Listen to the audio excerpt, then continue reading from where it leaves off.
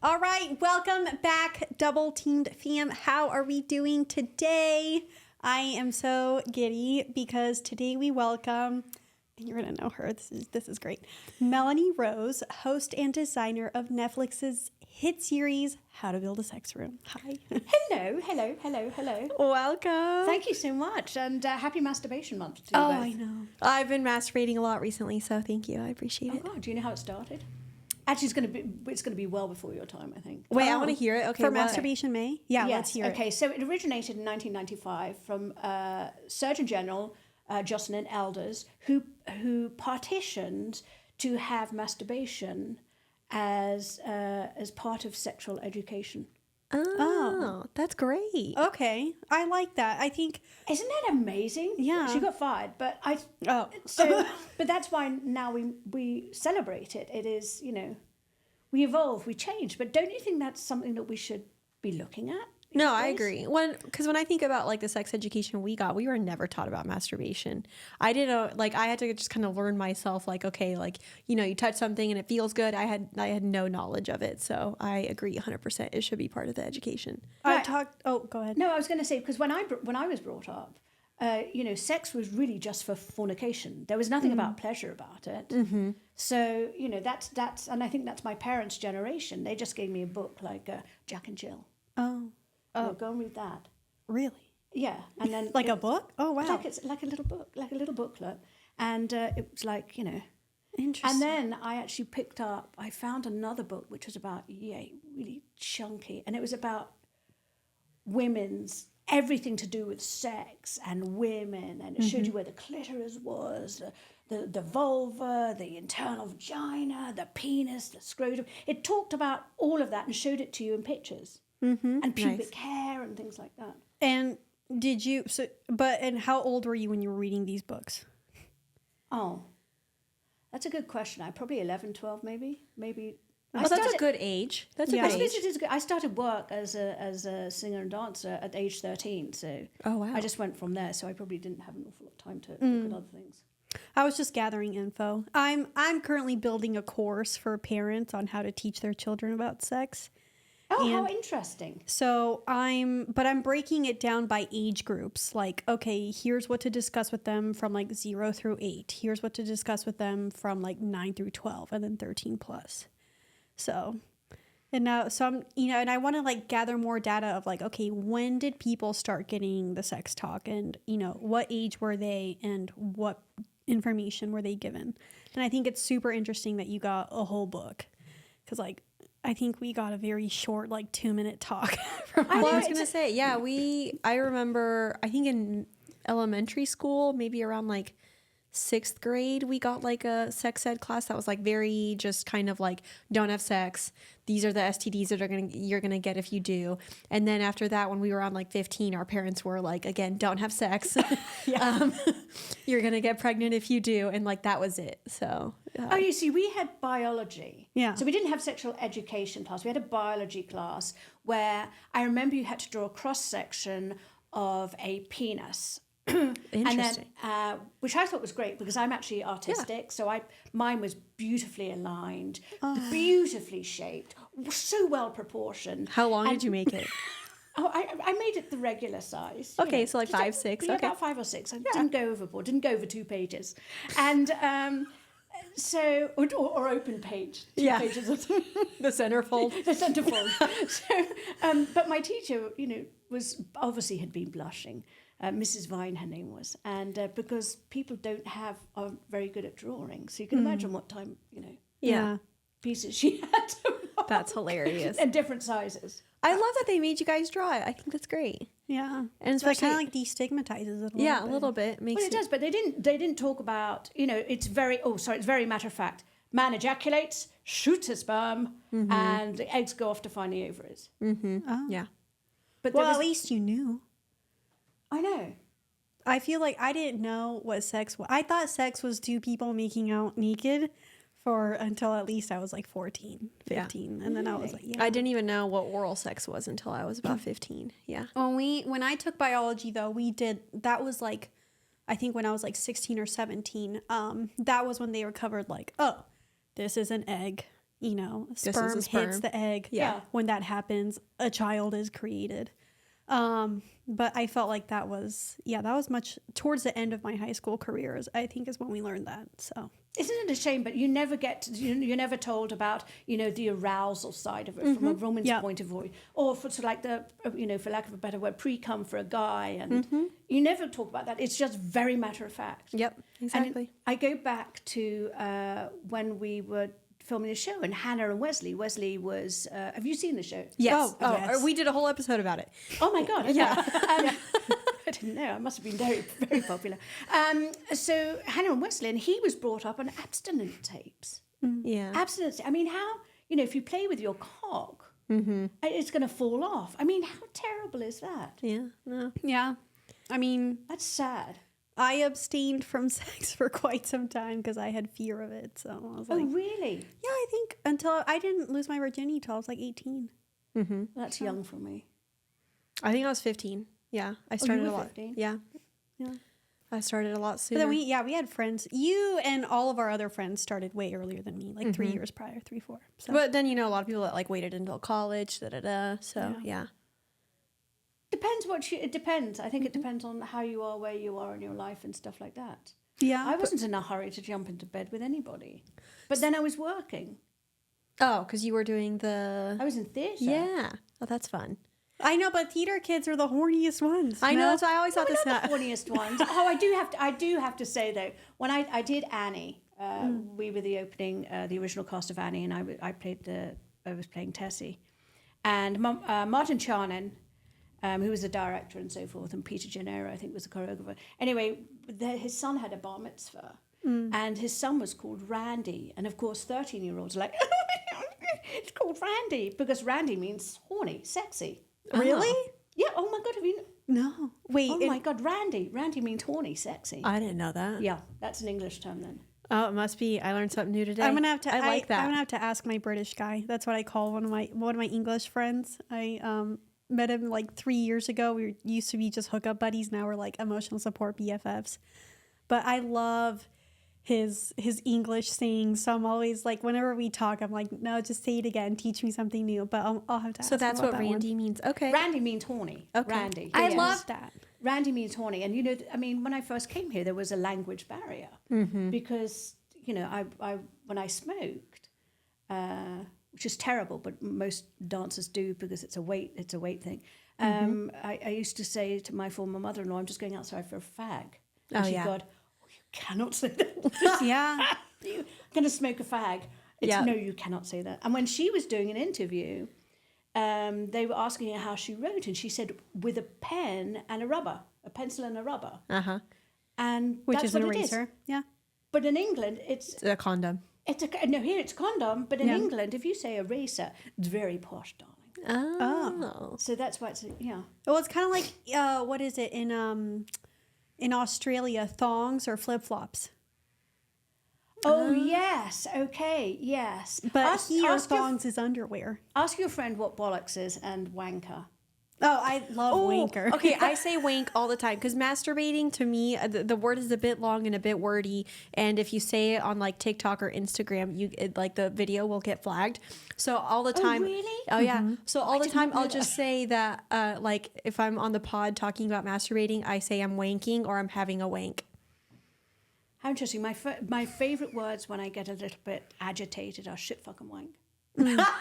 I love Wank that. is so fun, though. I love that word. I think it rolls off the tongue. It does. It sounds innocent. What about bollocks? Isn't that Bollocks. like what, shit? What? No, what is What did you bollocks? say? A shit? No. Like when you're saying like, oh shit. Shit, yeah. Oh shit, yeah, it's like oh shit, it's bollocks. Okay. But also bollocks, yeah, it's like oh shit. But you can also say in the East End terms, it's like that's a dog's bollocks. That means that's great. Oh. Don't ask me why it's a dog's bollocks, but that's. I know. English. I was like, why dogs bollocks? I'm learning a lot here. I'm Yeah. like, okay, dogs, bollocks. It's like learning Gen Z terms. Do you know those? Like cap. What? Exactly. Yeah. Yeah. We don't either. Gen Z, the younger generation, their terms are very interesting. Oh my god, I'm from a slightly older generation. You know, I've got my my things. I was going to ask, so Yes. on the topic of wanking, so what was your first toy that you were ever like introduced to? Well, I wasn't introduced to it. I just went out and bought it. And it was a very, very, very antiquated, battery operated. Oh. Yes. Very battery operated. And it looked like just a long thing with it almost looked like a long bullet. Oh, okay. yeah. Oh, yeah. I mean, it's a gun in a bullet, not as in the bullet vibrators. Yeah. That's what it looked like. And then you swiveled the bottom to get the speed. Oh, wow. Okay. So then you just kind of like, You just turn the bottom. Oh, like a little dial. Yeah, well, it's not a dial. You just turn it like an on-off volume switch. Okay. Volume on, off. Yeah. Well, do you like the transition from that to like now it's like buttons? You know what I do? What buttons for vibrators? I do. I have to tell you, one of my first, just while we're talking about this, one of my first dildos was the rabbit vibrator. Oh, really? Those Wow. I hate those. I wasn't introduced to those until literally like 4 years ago. Oh my God. Yeah. So off I went, off of Sunset Boulevard, and I was like, you know what? So take a step back. So my favorite, my first dildo sort of like vibrator was the rabbit, right?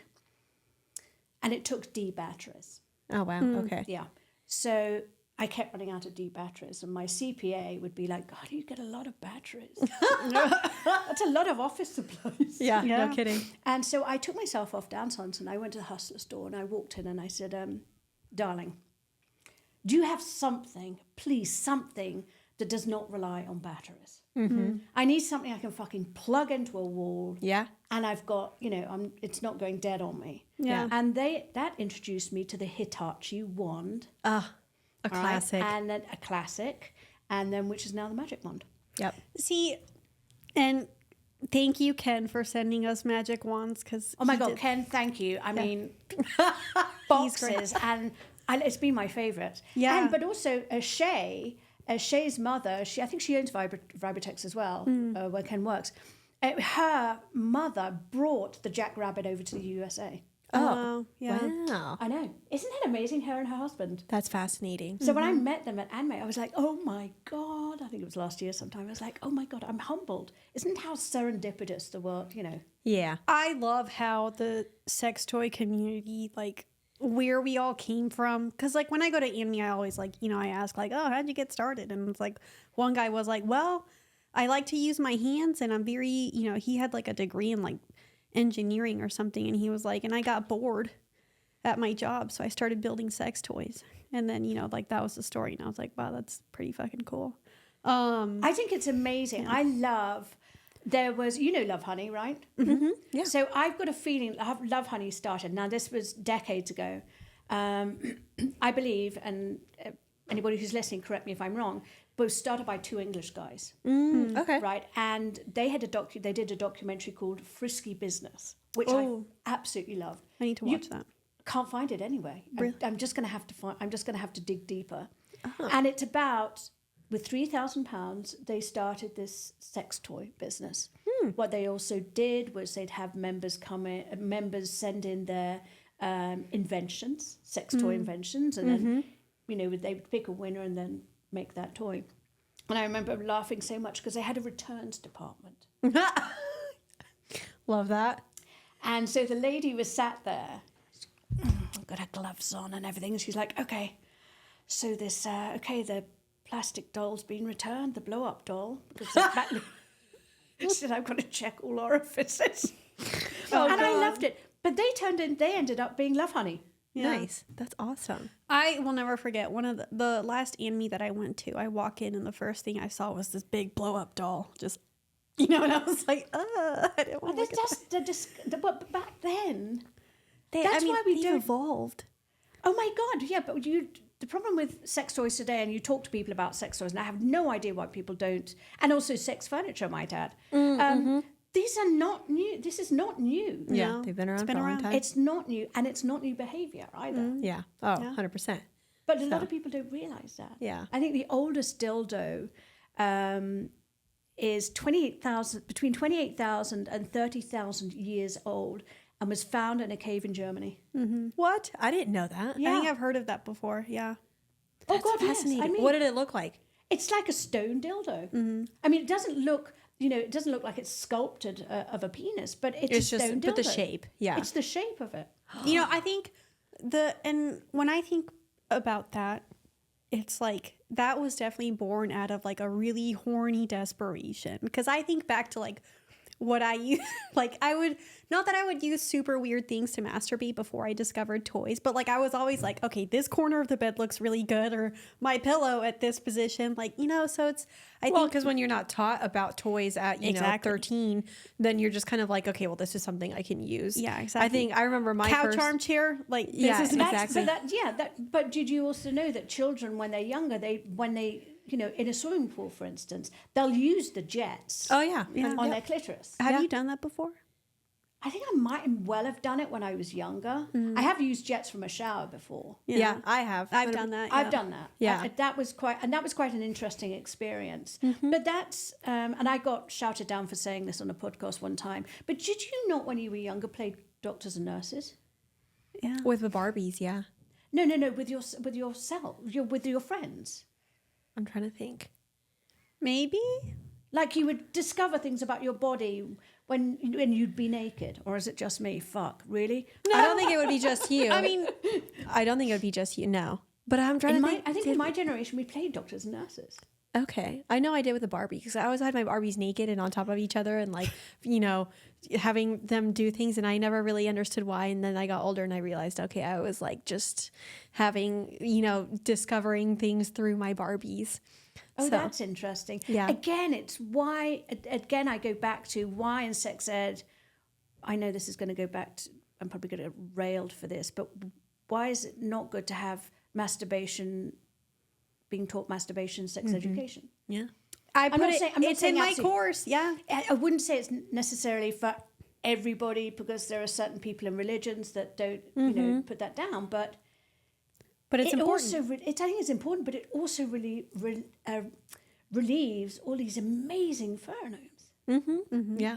And I think maybe you can kind of help alleviate, like, as you're, growing and you've got all these hormones and stuff, like alleviate some of kind of like that bodily reaction to where you're not like then kind of seeking out sex. So you're like, oh, this is the only way to like, do that, 'cause Right. that's what I'm saying. Cause we were never really like taught about masturbation. So you're like, oh, the only way to like feel pleasure is through sex. And it's like, no, you can do it yourself.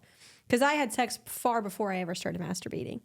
So I think you do. Yeah. I think you only find out what feels good later on down the line. yeah, exactly. See, I'm the opposite. I started masturbating at 11. Good God. See, Yeah. not me. I was still in school. No, we were No, still- I was I accidentally had an orgasm when I was like 10 or 11. I like squeezed my legs. I was in bed and I squeezed my legs and I don't know what I was thinking about, but all of a sudden I came and I was like, what is that? It feels good. And so then I just would repeat it. And then through time I realized that I was masturbating, and then when I just it got harder. Obviously, I couldn't just squeeze my legs, and I'd have to like rub up on something, and then in college I had to like watch something in order to be able to like masturbate fully, and it turned into like this really weird relationship. But I appreciate masturbation made. Like, for example, I haven't really celebrated that much. I think I have maybe 1 or 2 days. Well, go give yourself a hand. that was good. I will. Yeah. Though it's easier with the Hitachi Oh my God. or the magic It's wand. just incredible, those things. Yeah. See, I was going to say, especially like with vibrators now, I love that we can just charge them. But I will say, I always throw the box away and I forget where I put the chargers. Like you see, that's where, being a designer, you have to have everything worked out for your clients and things like that. You cannot go losing your chargers. what's the best way to organize my vibrators? So, Well, I'm blessed, and thank you everybody who's sent me all these toys. I got one this morning actually from Oh My God. I think it was from Suki saying just happy Mother's Day, and I just keep them there. I keep them with or you label them. Oh. I know it sounds time consuming, but you could those little printout labels, those little hand ones. Yeah, printed yeah. out. You can print it out. And then just don't lose it. Just keep them all together, but just know which one's for which device. Smart. And I've got my toys are all arranged. I've got this incredible bookcase. Unfortunately, I've had to hide all, put my books somewhere else. And now they're all full of toys. I love that. A bookcase is a great idea. Yeah. So I have them there. I have them downstairs. If I may ask, Yes. because I know obviously, like, you know, we've seen the show, we've seen what you've designed for other people, and like, you know, and it's obviously very beautiful and like so many different styles and whatnot. But like, I'm curious, you know, like what does your, if you want to answer this question, you don't have to, but like, you know, are there any furniture pieces that you own for yourself, or like, what are some of the things that like you have in your like room, closet, whatever? Because I know we saw there was just about everything on that show. I remember there were like sex swings, and then there was that table that had actually kind of looked like this. It had the cage underneath it, and it even had the grooves for the butt, which I thought was genius. Oh my God, yes. I designed yes, along with Tandem. He did the top, I did the sides. Yeah. So I'm curious, any pieces that you have in your personal collection? I love the Tantra chair. And Alfie, AJ Vitara, Alfie is a very good friend of mine. And it's the S shape.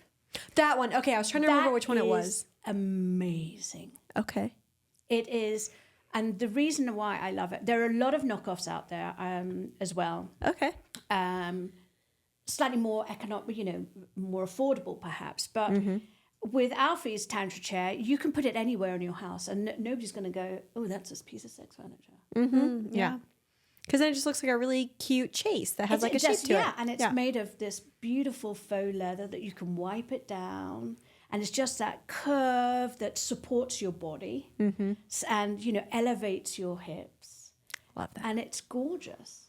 I'm trying to remember which one this was. I remember now. So it was in Megan and Dave's. Yes. That was the, like, really, I remember exactly. Yep. Megan and Dave, she had alopecia. So I put that. And also Hannah and Wesley downstairs in that big room. One with a bathroom in it. Oh, I loved that one. With the big shower. Yes. Oh my God. That one was, I think that one was my favorite. There was, okay, was that the one that had like one of them you put, it was like the wallpaper had a bunch of like, was it like naked ladies or something? Yes. And it was when you walked down to the basement, all you saw were a set of shelves. And then you open those shelves were actually doors, and you walk through and then you just had this big room. I love that wallpaper. If you have the link to it, please send it. Say, because we looked everywhere for that paper. I think you might find it on Society 6. Really? Okay, I'm going to write that down. Because we looked for that wallpaper after we saw it on the show. We were like, oh my goodness. Now I'm curious, from the show, which one was your absolute favorite to do? Oh my goodness. That's a difficult question because for me, I liked all of them because they're all so different. And as you see, a sex room doesn't have to have floggers and, you know, around the room and paddles and things like that.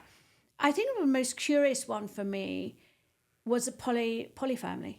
Oh, that's right. I remember that one. I was going to ask you if you liked that one. Yeah. I liked it because it was more of a BDSM challenge for me. I have not designed for a polyfamily before, but I love a challenge. And you're dealing with all these different personal ideas of what they want. There were like 8 of them, right? No, there was 6. 6, okay. 6 of them. 6. And they were so sweet. I remember we had set up and we actually filmed a barbecue when I went to the barbecue. So I went there, but I spent ages talking to them. And then obviously for the show, it all gets edited down and stuff like that. But it was very fun. They were so nice. Yeah. Not that I was expecting anything not nice, but just different individual characters. So I could learn about what they each wanted in that room so that, you know, it would be a cohesive room for all of them. If I remember correctly, that room was a little bit more moody, like with the lighting. Oh yeah, because it was like a dungeon. It was the one where it's like a dungeon. It's one I put tile in because I love bukkake, and then I put the open bathroom, so that you could actually see into the bathroom with all glass. You know who I like wish she could build a sex room for? Who? N. We have a friend named N. He has a beautiful home in the hills. He has a bed, and I wish I could show you.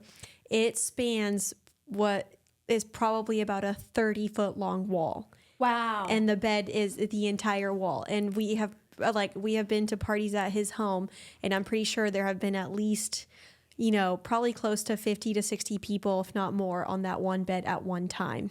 And he just got a bunch of furniture for it. I know he has a sex swing in there now. He got a cage. He got all kinds of stuff. The bathroom's really beautiful. You would have a field day designing that space. I'm sure I would, because for me, the way I love to think outside the box, but I also design by the 5 senses, using touch, taste, sight, sound, and smell. So that's how I sort of like build and layer rooms. But I love challenges. But I thought the polyfamily were a challenge, but I wanted it to be more of a dungeon-esque type feel, but in a really luxury feel for that. And you had a really big, great. You had a really big bed for that one too, right? Oh, it was a custom made. Yeah. It was 9 foot by 12 foot, I think, something like that. 12.5. I remember it. Cuddle was big. puddle. Cuddle puddle. Yes. See, that's what reminded me of we N's need bed. to measure, or I need to ask. And what you didn't see was that I also used a company called Vant, which are really easy to install around the 3 walls, and I also put hard points on the ceiling. Oh, for suspension. Yeah, for suspension. Yeah. That's what I wish I I had. kind of want that. See, we've always rented, so but if I had my own, room, I would have a lot of hard points on the ceiling, because I have love hard points suspension. around the house or something like that. And they don't have to. You can make them look beautiful, and nobody's going to know what they're for. But suddenly to be Exactly. It could be to put a plant up there until until you want to. If you want that something around the house, it's going to be a bit naughty. But so for a hard point, like what kind of reinforcement do you need? Well, I wouldn't put it into drywall. Yeah. I'd put it into so you hit some wood.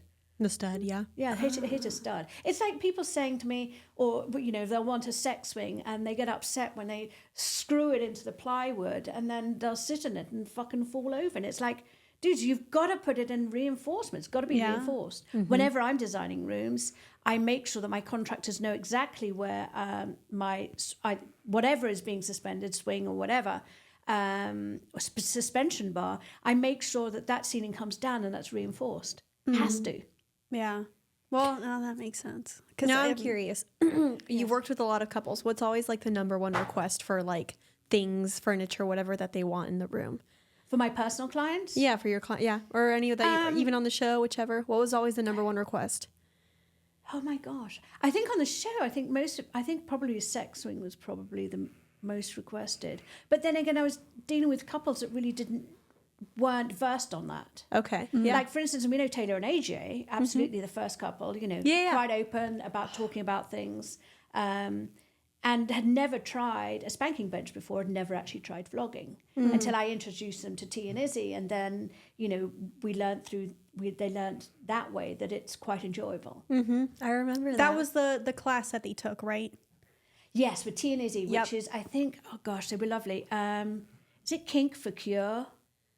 Or what they do, which really amazed me, and obviously I was a little bit of a novice at obviously not realizing it, but they actually help people go through with trauma, face their trauma through kink. Yeah. Which I think is amazing. Mm-hmm. I've done that before. Which means you don't have to be part of the kink community. Mm-hmm. No, yeah. So it's available for everybody. So it's not, we haven't got this niche. It's anybody who wants to be there. That's one thing I love about like flogging and impact play is I have had sessions of impact play before where it was like so therapeutic for my body, like the pain itself and the experience, like it's that pleasure playing aspect. Yeah, and it didn't feel kinky as it felt more like at least in those instances. Other times it was different, but in those instances it felt healing. So cathartic, probably. Yeah, I think cathartic is a good word. Mm-hmm. Yes, absolutely. Whereas you talk about sex and things, or having a sex room, people are like, back away straight away, and it's like no, don't knock it until you've actually explored it or tried to understand it. Yeah. I want a sex room at some point, like just because it was so funny because I was watching, and this is perhaps a poor example, but I was watching 50 Shades of Grey the other day. Okay. And I was looking at the room and the way that they had set it up. The red room, yes. Yep, the red room. Yep.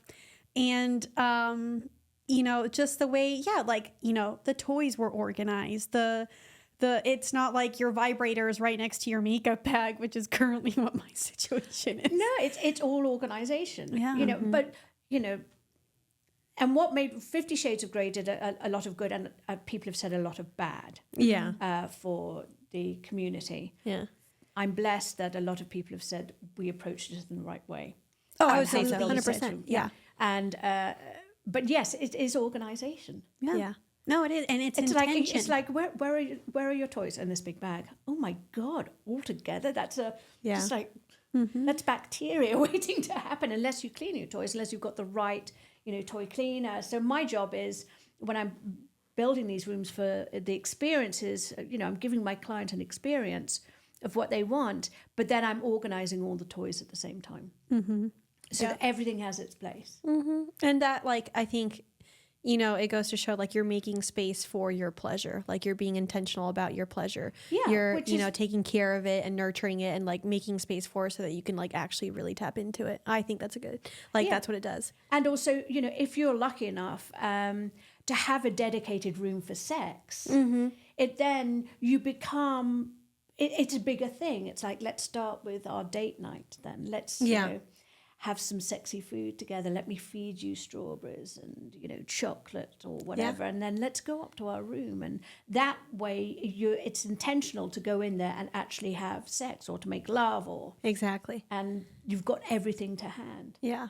No, I agree. And I mean, I get it. Like, this day and age, it's hard to find a house or like, where you have space for like making an entire sex room. But at the same time, like if anyone ever does have like the, the privilege or the space to do that, like definitely do it because I think it will improve your, sex life and your relationship with your partner tenfold. And it's also about communication.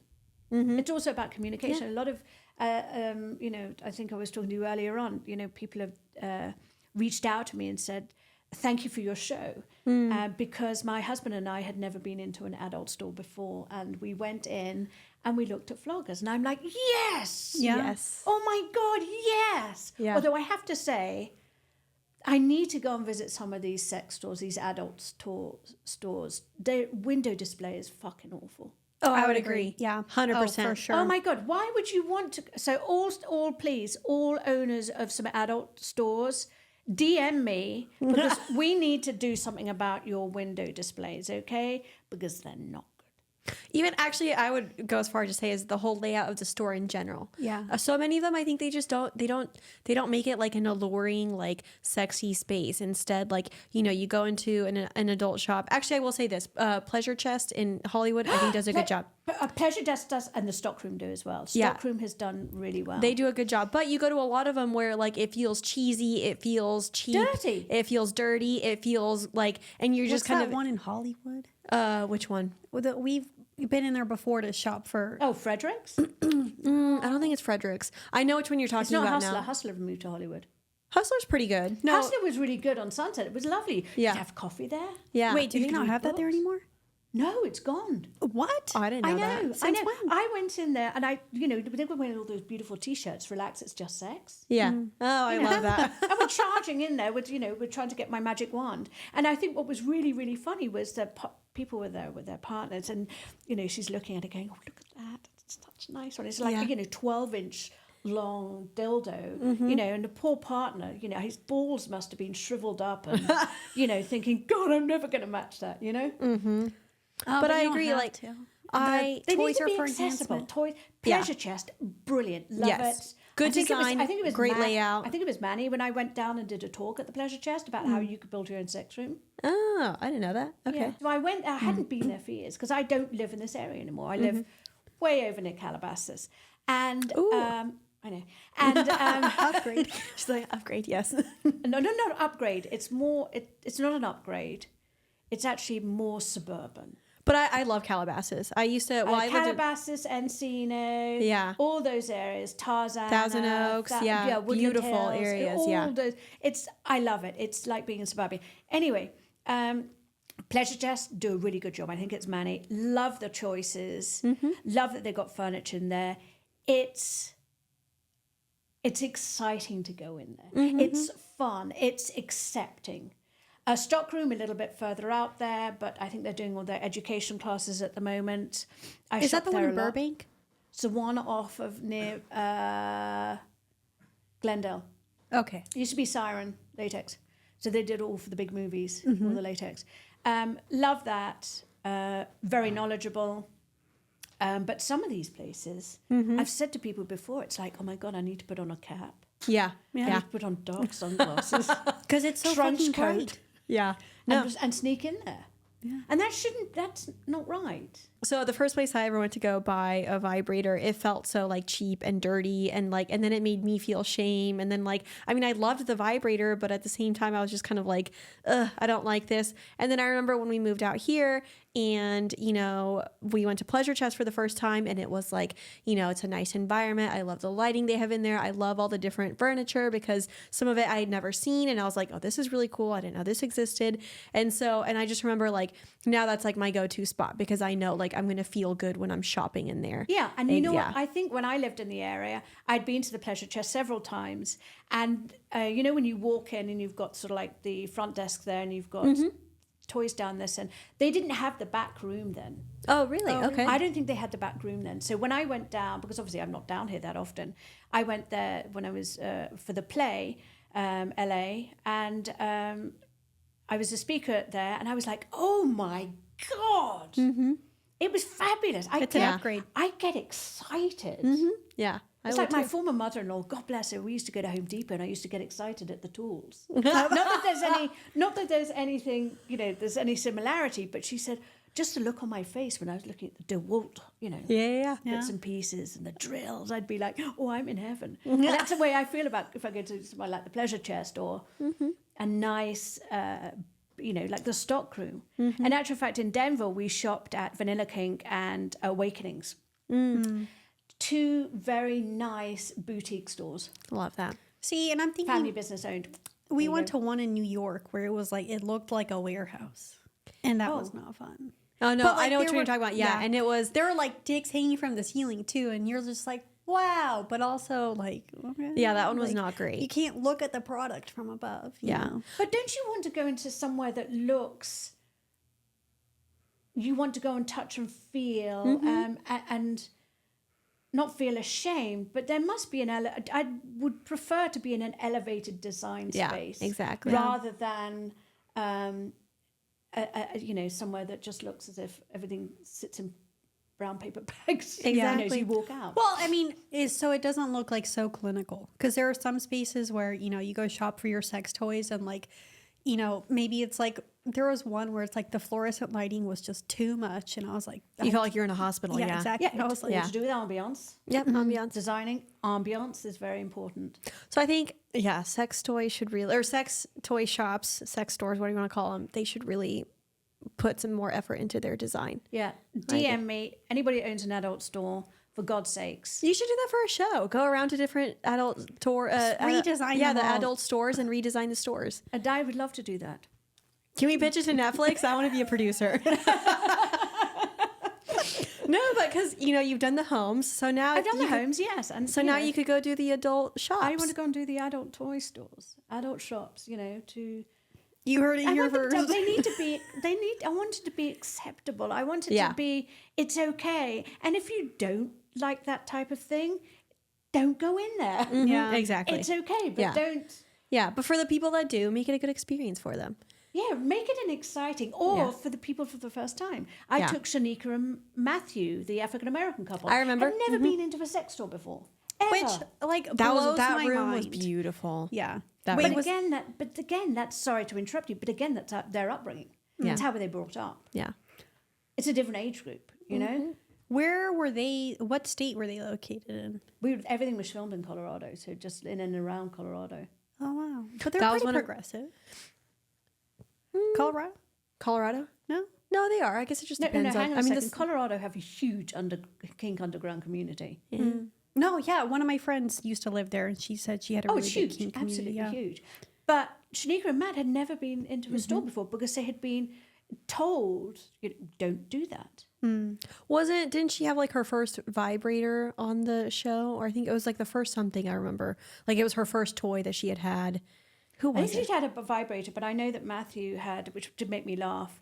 I'm a very visual person. So when you're describing something to me, be very careful because I already visualize it.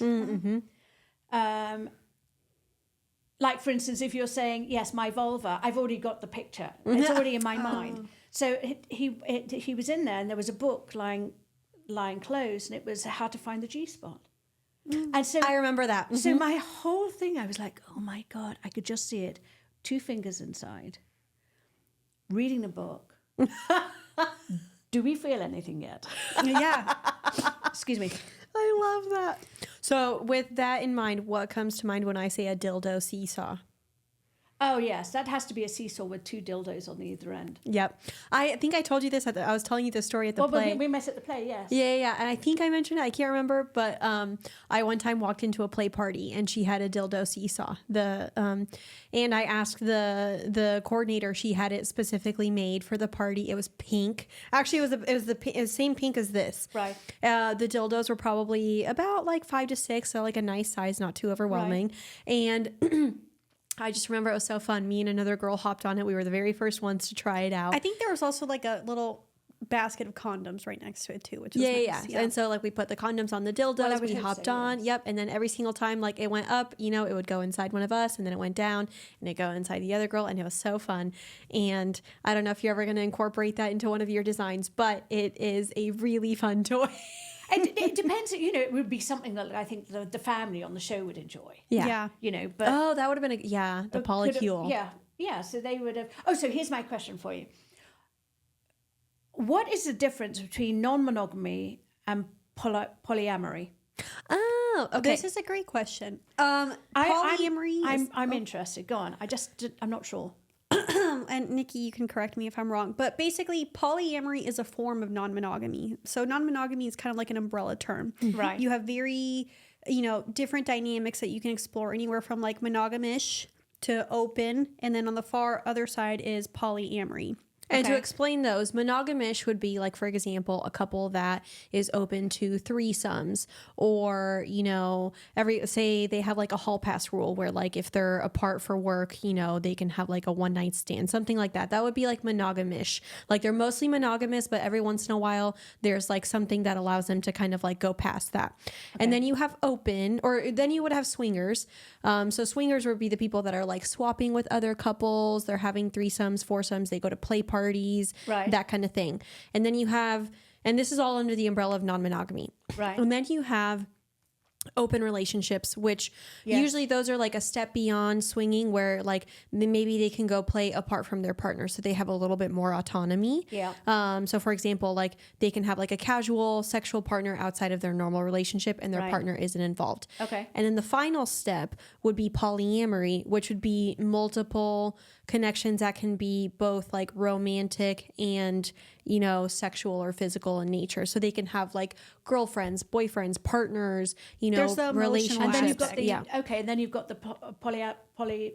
That would be polyamory. So where the emotional connection, and then you've got polygamy on top of that, where it's all spouses. Where it could be, or the polycule. Jeez, gosh. Yeah, it's a lot, and there are a lot of different. Like there are so many ways that you could explore it. Polycule would fall under polyamory, where it's like a group of people that have like multiple polyamorous dynamics. Maybe some of them play, some of them don't. Some of them are romantic, some of them are not. But like within that group of people, there's a variety of dynamics. Yeah. So. Oh, that's interesting. Because I was watching a program the other day, because the UK I think is a lot more open to talking about sex and stuff like that rather than the USA on a whole. I would agree. I'm terribly sorry, US, but a little bit prudish. I was brought up in I was obviously English, of course, but I was also brought up in the Mediterranean, where you'd go topless on the beach. Nobody wanted tan lines, and it was like fine. And but you do that here, and you get arrested. And let alone try and take sex toys into Texas, you'd be put away for good. But which I find terribly strange. So I've forgotten my train of thought now, and even where I was going. I was watching Swingers. So I was watching a program on Channel 4 called Swingers, which is absolutely fascinating. Mm-hmm. But I'm looking at it from a design perspective, and I'm going, no, don't do it like that. Oh my God, what are they doing with those sheets? And oh my God, couldn't we get something much more graceful to put the condom? put the condoms in something nice. Yeah. Wait, I don't think I've seen this show. It's only, I think it aired in 2020. It was. I've heard of it, but I don't think I've ever watched it. Yeah, but I it's on remember it. YouTube. Yeah. It's really quite. Well, I watched some of the things on YouTube, but it's really interesting. But yeah, I sit there and look at it from a perspective from a designer, and I'm like, oh my god, that is so seedy. Yeah. Yeah. Oh my god, really? No, that's wrong. That's actually a great segue into a question I had. What is like the number one mistake that you feel people always make in like, you know, their bedrooms, their sexy spaces? What do you feel like is like the number one mistake? Or the thing that you're like, oh, that should not, no. I think it's probably what the bed and the bed frame and Okay. I would agree. it's Like the not way sturdy you're looking enough? at the bed. I mean, the bed needs to be a thing of beauty. You need to be gravitated. I think it was Hannah and Wesley, and they had this like fucking log bed. Yeah. Yeah. You didn't see it air, but I was like, what the fuck is that? And by the time we'd finished shooting and I'd gone back to do pickups, they had completely changed their bedroom and their bedroom set. Because I Love think I it. probably had probably shocked them a bit of like, oh my God, that is awful. I think the bed needs to be the star. Yeah. I would agree. Beautiful cushions, throw cushions. Throw blankets on there. Don't forget to put your underbed restraints in there. First of all, that's it's beckoning you. Come, Yeah. play with me. Let's go play. I love that. It reminds me of I used to date a guy, and he had the restraints in his bed. When I wish we had used it more. I don't know why we never did. They're fabulous, aren't they? No, they are, and I absolutely love them. And I just remember he also had like silk sheets. It was like really nice. And then like he had a bed frame. And then one time we were, going at it, and it got a little, rough. He did whatever. We broke his entire bed frame.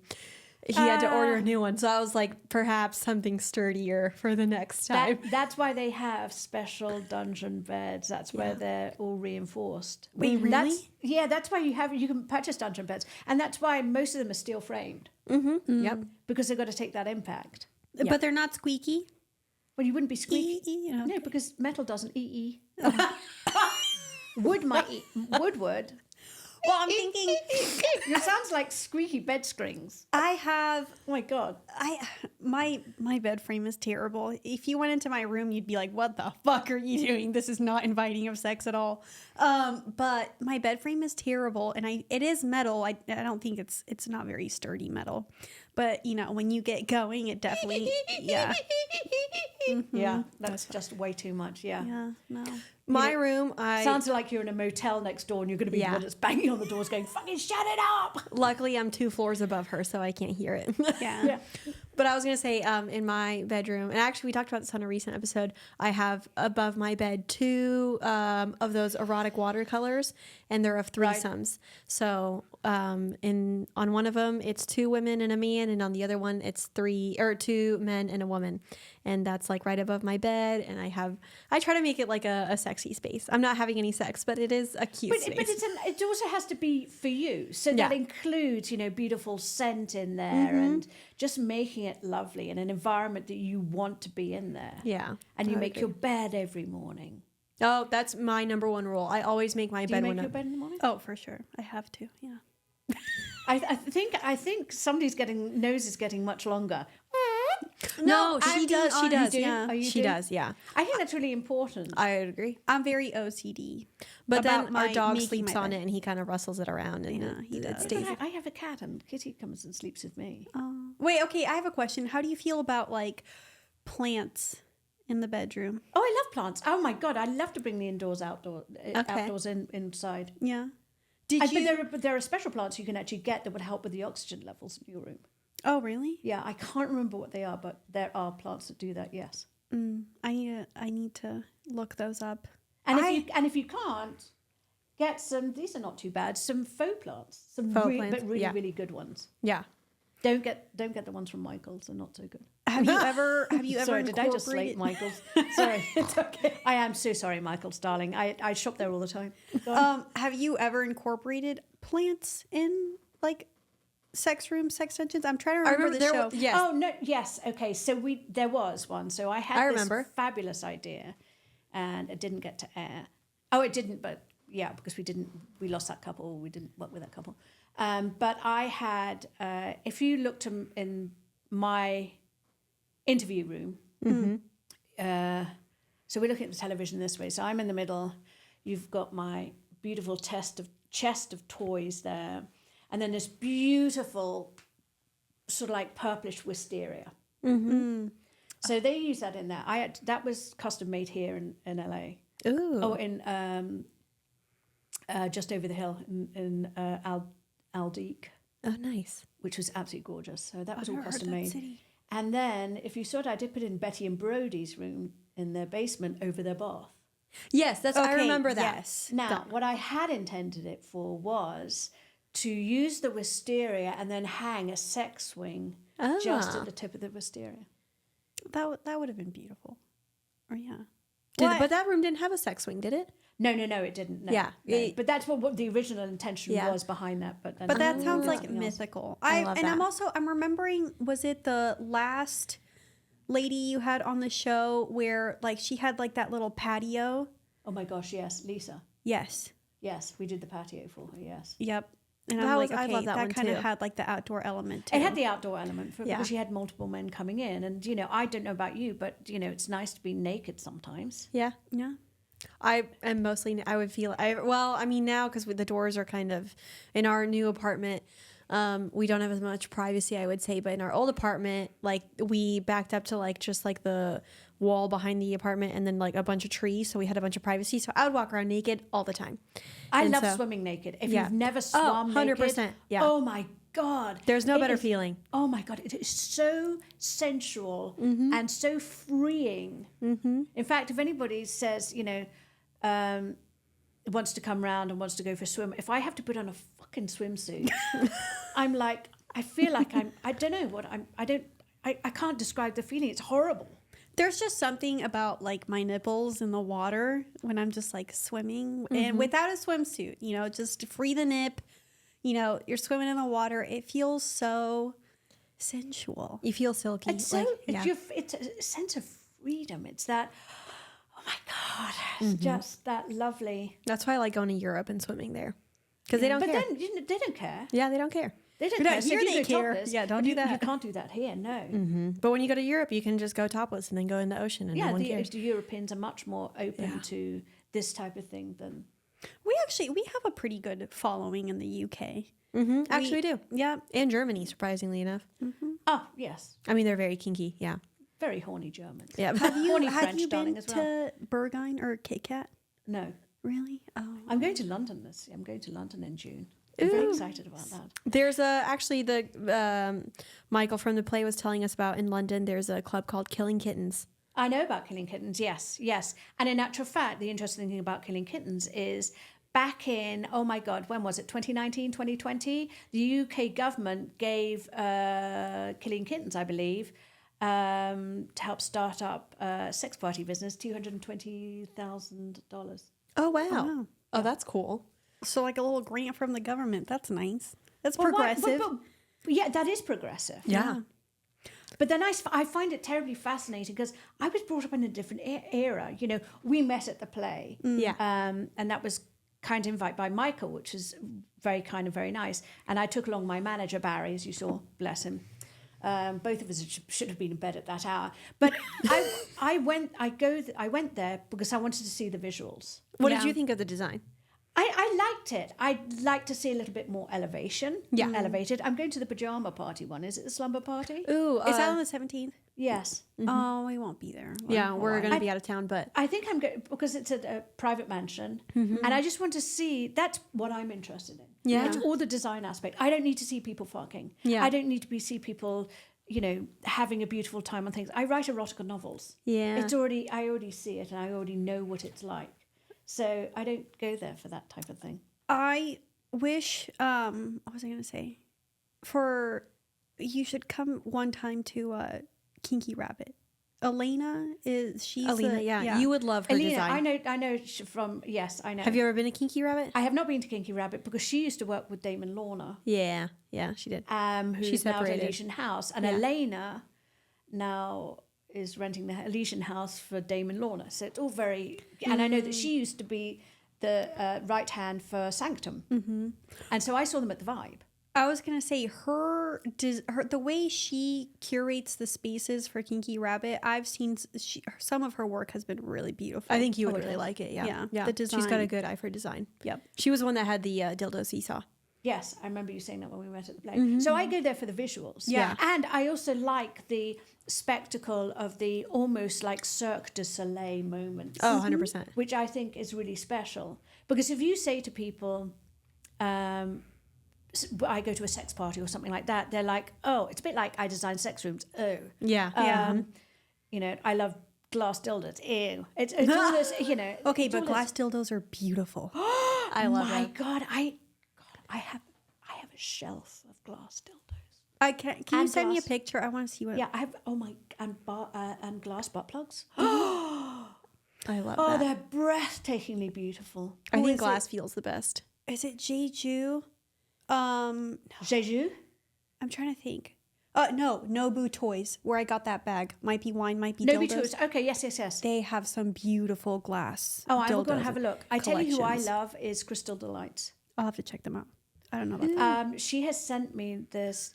They're very wonderful people. Very middle-aged Yeah. couple. Love that. Very precise. Okay. And I saw them at Vibe and I was like, oh my God, it was lovely to see you because, you know, she had sent me stuff. And I just love them. I love the beauty and the craftsmanship in it. I so also beautiful. love the feel of it. Yeah. Which is why I say you've got to try the vibrating butt plug. It's going to blow your mind.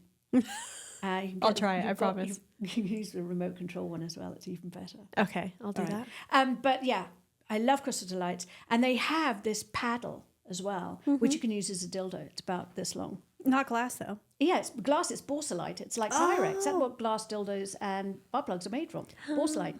Wow. Really? Yeah. Okay, so you can use the paddle and it won't. Yeah, you can use the paddle. It won't. It's not going to go anywhere. It's not going to break. In fact, while I was at Vibe, I could hear him slamming it down on the table, I just love that. showing it to people. Yeah, yeah. And I was like, "Yep, there you go. You've got to get it." So I asked him to send it to me because when I'm designing for clients, I'm a little bit like a concierge. Oh, absolutely. I take my suitcase with me with all my toys in it, and I just say, "Here, have there's a little flavor here, a little flavor there. See what you think." Well, that's what I mean. And since we're running out of time here and we'll wrap up, that was going to be one of my final questions was what store or like source do you recommend the most for anyone that wants to like get some really high quality, because I feel like you know best, really high quality toys, really great options. Like where would you send the majority of your clients to? My God, that's a very, very interesting question. Most of the time, I have my own artisans from Europe or wherever I'm working. They hand make all of some of the furniture. I remember that from the show. Furniture-wise, definitely Tantra chair or tantric chair, and I think they're all over the place. There's no one specific place. Okay. There are certain things I think that the stockroom are much better for than I think perhaps somewhere like your local store, although they wouldn't have what the stockroom has. I would say between the stockroom and the pleasure chest, I think you would get, in this area, I think you would get a good mix of things for you to play with. What about online sources? Online sources, oh gosh. There's so many good ones. There's so many good ones, but I mean, are you coming? Do you want to go to Europe? You know, there's so many different. Have you looked at Etsy? I mean, there's some really curious. Etsy does have really good stuff. Some really curious stuff, but you've got to be careful. You know, you get what you pay for. In essence, you know. I like that. Well, thank you so much for joining us Oh my today. God, we should have had a bottle of wine here and just. Oh my God! fucking hours. If you ever want to come back, please, we'll bring the wine. 100%. Yeah, for sure. Now, where can people find you? Would you like to plug yourself? Yes, please do follow me on Instagram at Melanie Ruth Rose. I have a blue tick. Yes. It's really hard to get that. Well, it wasn't hard. It was like, what do I do? Have to sell my soul to get one? Well, you were on Netflix. You were on Netflix. No, I know, but they want your, I think they're going to want your inside fucking leg measurement. They want your driver's license. No, it's thing. true. 3 sources. It's a lot. So anyway, yes, Melanie Ruth Rose on Instagram, and I am on Threads, Melanie Ruth Rose, and for my website, it's www.melanieRuthRose.com. It's all about Melanie Ruth Rose. I love it. No, you are your brand. Yes. Thank you so much. And it's a great name. Yes. Yeah. I was blessed with that. My parents, yeah. I love it. But you are an absolute delight. We are so honored to have you here on our show. We my loved God. your show. We loved your show. We watched it. We watched when all- it first came out. We binged the whole thing. Like we just spent all straight day through. watching it. We did a whole episode on it, reviewing it. I remember like so many of the rooms still. We huge fans. So thank you so much for I joining remember us today. I kept watching the show and Nicole was like, I don't know, you were like on a date or something. You're like, don't watch it without me. And then I know. I made you wait until I got home, and we rewatched that episode that you watched without me because I didn't want to miss a thing. Anyways, Do you know what was really funny when I obviously get recognised, especially back then, and I was going into Costco. Oh. I might design sex rooms, but I also shop at Costco. And there was this guy who was just turning around in the car to go into the car park, and he wound down his window and he went, "Hey, are you that woman from that Netflix show?" He couldn't bring himself to say how to build a sex room. So I went, "Oh, you mean how to build a sex room?" he probably hated it at Costco of all places. Well, thank you guys for tuning in, and we'll go ahead. I mean, if you haven't watched the show, you should. Yeah. If you absolutely. haven't already. With a pen and pencil, make notes. Yes, take notes. Absolutely. And you know where to find us. DoubleTeamPodcast.com has all relevant links. Thank you guys for joining us. And as always, Wear condoms, bitches. You know that we love condoms. Oh, get some flavoured ones.